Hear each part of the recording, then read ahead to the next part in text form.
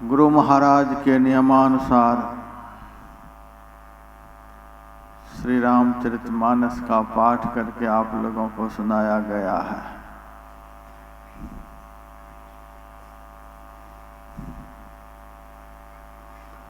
प्रसंग अरण्य कांड का है।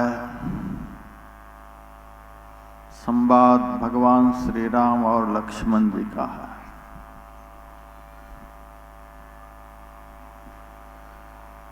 लक्ष्मण जी ने भगवान श्री राम से कुछ जिज्ञासाएं की हैं।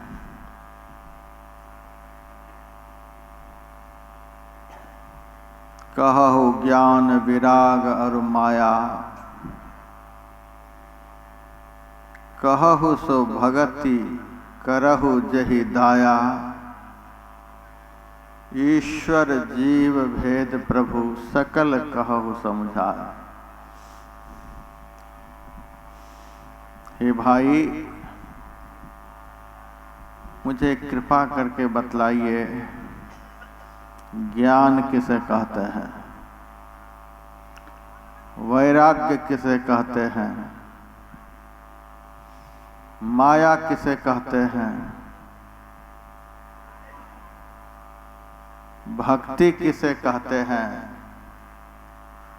और जीव तथा पीव में अंतर क्या है, यह भी बताएं।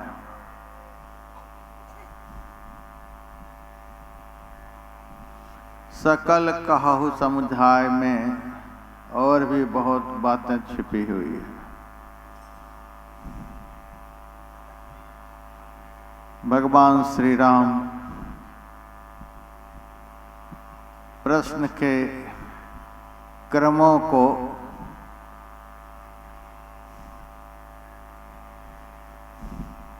व्यतिक्रम करते हुए लक्ष्मण जी से कह रहे हैं, थोड़े ही मह सब कहूँ बुझाई। बहुत थोड़े से शब्दों में समझा करके कह रहा हूं। उस माई को बिठा लीजिए।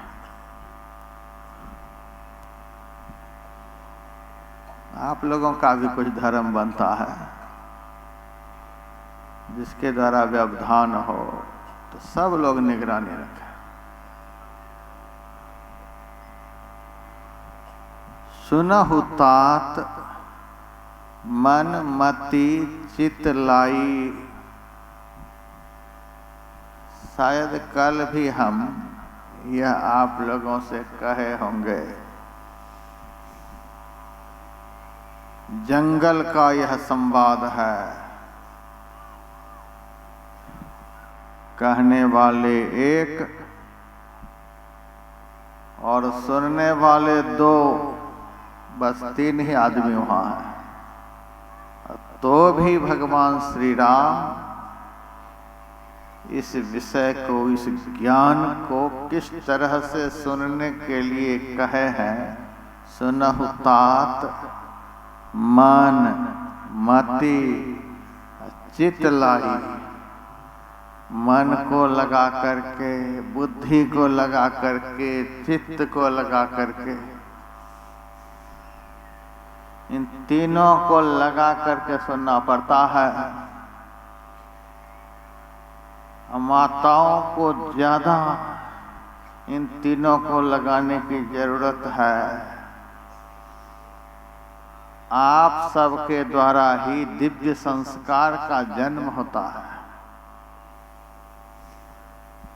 पुरुष वर्ग संस्कार का पोषण करने वाले हैं और मातृवर्ग संस्कार को जन्म देने वाले हैं। इनकी तरफ से संस्कार का पोषण होना चाहिए और आपकी तरफ से संस्कार का जन्म होना चाहिए। धर्मशास्त्र कहता है, दुःशीलो मातृदोषेन।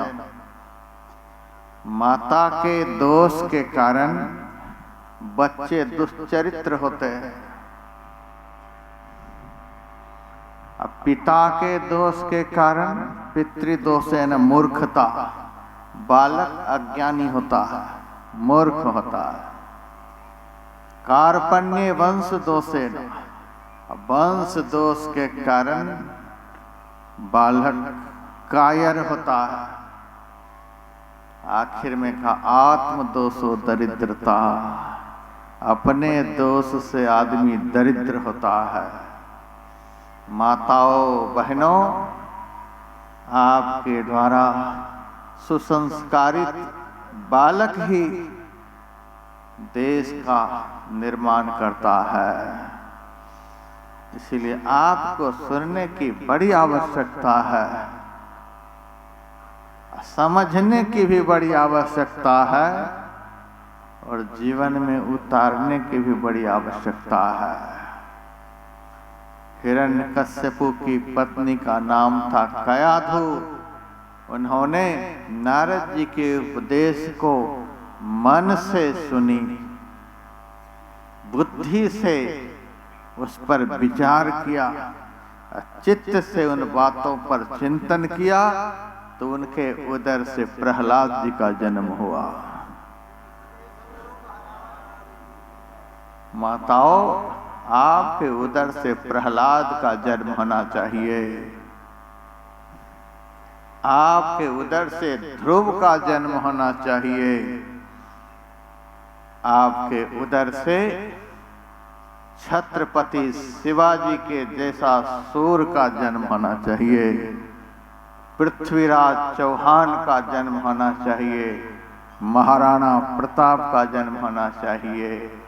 यदि ऐसे संस्कारित बालक आपके उदर से जन्म नहीं लेंगे तो एक दिन यह भारत फिर से इस कदर गुलाम होगा, इसको स्वतंत्र बनाना मुश्किल हो जाएगा। इसीलिए माताओं बहनों, आपके ऊपर मेरा ज्यादा ध्यान रहता है, क्योंकि संस्कारित बालक आपके उदर से ही उत्पन्न होते हैं। आप लोग पोषण करने वाले हैं। माताएं ऐसे बालक को जन्म दें और पिता यदि ऐसे बालक को सुसंस्कारित नहीं बना सकें तो बात नहीं बनेगी। इसीलिए भगवान श्री राम ने कहा, सुना हो बड़े लोगों की बातों को सुने, लेकिन कैसे? मन, मति, चित्त, लाई, तीन का संयोग चाहिए श्रोताओं के जीवन में। तीन में से एक भी यदि कम हुआ तो श्रोता नहीं रह जाएगा, बाद में जाकर के सरोता बन जाएगा। केवल काट कूट कर सुपारी को काटने वाला बनेगा। श्रोता बनना है। शृण्व शृण्व, वेद में बहुत बार आया है, सुनो सुनो। सरोता नहीं बनो, श्रोता बनो। सत्संग में आया कीजिए, संतों का वचन सुनीजिए, फिर अमल कमाया कीजिए, फिर अमल कमाया कीजिए। ऐसा भी बनना है। सुनहु तात, किस तरह से मन को लगाकर, मन लगाकर सुनना होता है। अब बुद्धि को लगाकर विचारना होता है, चित्त को लगाकर जीवन में उतारना होता है। इस तरह से सुनना है। तो सबसे पहले भगवान ने माया के विषय में सुनाया। क्यों सुनाया माया के विषय में? लक्ष्मण जी ने पूछा है, कहो ज्ञान विराग और माया, माया के विषय में कहो। भगवान ने ज्ञान वैराग को पीछे ढकेल दिया, माया को सबसे पहले ले आया। पहले माया के विषय में सुनो, ज्ञान वैराग के विषय में बाद में सुनाऊंगा। क्योंकि जो कुछ है ही नहीं उसी को दुनिया सब कुछ समझ रही है। पहले तो यही हमको समझाना है। माया का क्या अर्थ होता है? बहुत आराम से आप लोग सुनिए, सहज रूप में मैं सुनाना चाहूँगा। ज़्यादा अंग्रेजी, हिंदी, संस्कृत, फारसी झाड़ने की जरूरत नहीं है। जो बात आराम से लोग समझ जाए। माया शब्द में बस 2 ही अक्षर है, माँ और या। माँ का अर्थ होता है जो, और माँ का एक अर्थ नहीं भी होता है। माँ का अर्थ नहीं, या का अर्थ जो होता है। माँ का अर्थ नहीं, या का अर्थ जो, अर्थात जो नहीं वही है माया, उसका कोई अस्तित्व नहीं है। तो भगवान ने माया किसको कहा? इस शरीर को। यह शरीर माया है। यह दिखलाई दे रहा है, लेकिन दिखते दिखते ही दिखना बंद हो जाएगा। दिखते दिखते दिखते दिखना बंद हो जाएगा। रोते रोते 100 कल्प तक मर जाएंगे तो भी दोबारा नहीं दिखेगा। देखते देखते ही जो गायब हो जाए उसी को तो माया कहते हैं। और इस शरीर का सरोकार जिस जिससे है, इस शरीर का संबंध जिस जिससे है, वह भी माया ही है। इस शरीर का संबंध बेटा से है, बेटी से है, भाई से है, माता से है, पिता से है, घर से है, मकान से है, दफ्तर से है, नौकरी से है, इलेक्शन से है, बहुत से है। ये सब भी दिखते दिखते ही कब गायब हो जाएंगे पता नहीं। दिखते दिखते गायब हो जाएंगे।